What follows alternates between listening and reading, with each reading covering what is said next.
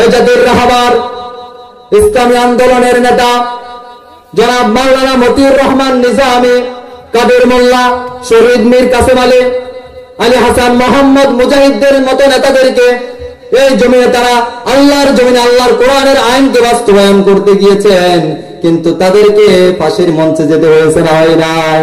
তারা ফাঁসির মঞ্চে জীবন দিয়েছেন, কিন্তু ইমানের পথ থেকে তারা সরেন নাই। আমাদের কোরআনের বাদে আল্লামা সাঈদী দীর্ঘ 13টি বছর পর্যন্ত জালিমের কারাগারে ছিলেন।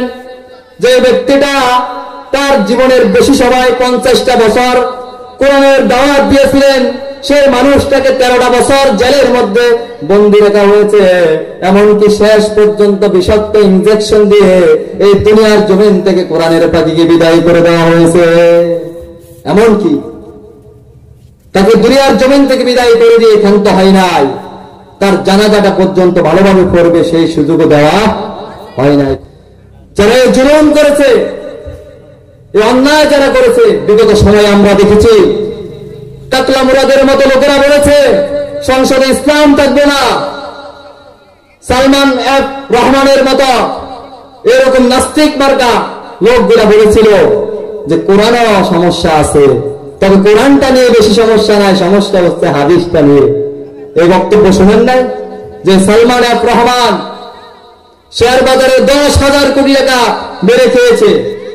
তিনি বলে কোরআনটা নিয়ে তেমন একটা সমস্যা নাই, তার মানে কোরআন নিয়েও তার সন্দেহ, হাদিসটা নিয়ে বড় সমস্যা। এই মার্কা নেতাগুলো আমাদের দেশ পরিচালনা করছে। ডাক্তার মুরাদ, টাকলা মুরাদ বলছিল সংসদে ইসলাম থাকবে না। আমরা দেখেছি যে কালামানি আল্লামা সাঈদীকে ফাঁসির রায় দিয়েছিলেন, শেষ পর্যন্ত ভারতের বর্ডারে গিয়ে কলা পাতার মধ্যে ঘুমাইতে হয়েছে, ঠিক কিনা?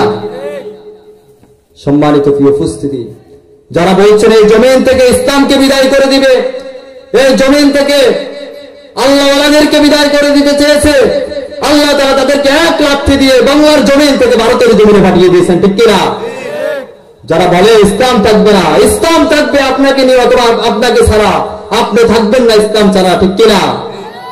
সম্মানিত প্রিয় উপস্থিতি, কারণ ইসলামকে নিভিয়ে দেওয়ার শক্তি এই পৃথিবীতে কারো নাই। নমরুদ এসেছিল ইসলামের বাতিকে নিভিয়ে দেওয়ার জন্য, কিন্তু নমরুদ জোড়া পিঠা খেয়ে দুনিয়ার জমিন থেকে বিদায় হয়ে গেছে, রাজত্ব করেছে হযরতে নবী ইব্রাহিম আলাইহিস সালাম। ফিরআউন এসেছিল এই দুনিয়ার জমিন থেকে ইসলামকে নির্বাপিত করে দিবে, কিন্তু আল্লাহ তাআলা ফিরআউনকে লোহিত সাগরের মধ্যে ডুবিয়ে সুবিয়ে তাকে মেরেছেন, কিন্তু আল্লাহ তাআলা মূসা আলাইহিস সালামকে বিজয় দান করেছেন, ঠিক কিনা? আবু জেহেল চেয়েছিল এই দুনিয়ার জমিন থেকে ইসলামকে বিদায় করে দিতে, কিন্তু আবু জেহেল শেষ হয়ে গেছেন, ইসলাম আজও আছে নাকি নাই? এই দুনিয়ার জমিন থেকে, বাংলার জমিন থেকে শেখ হাসিনার মতো স্বৈরাচাররা চেয়েছিল, টাকলা মুরাদের মতো নেতারা চেয়েছিল কোরআনকে নির্বাপিত করে দেওয়ার জন্য, কিন্তু তারা নির্বাপিত হয়ে গেছে। এই জমিন এখন আছে, ইসলাম এখন আছে, এই জমিনে কোরআন একদিন প্রতিষ্ঠিত হবে, ঠিক কিনা? সম্মানিত প্রিয় উপস্থিতি, এই কোরআন এমন একটি কিতাব, এই কোরআন এমন একটি গ্রন্থ, তার কারণ এই ইসলাম, আল্লাহ বলেন ইউরিদুনা লিউতফিউ নূরাল্লাহি বিআফওয়াহিহিম, তারা চায়, কাফেররা চায় কোরআনের আলোকে মুখের ফু দিয়ে নিভিয়ে দিত। আল্লাহ বলেন না, বরঞ্চ আমি এর আলোকে সমাদৃত করে দিব। সুবহানাল্লাহ।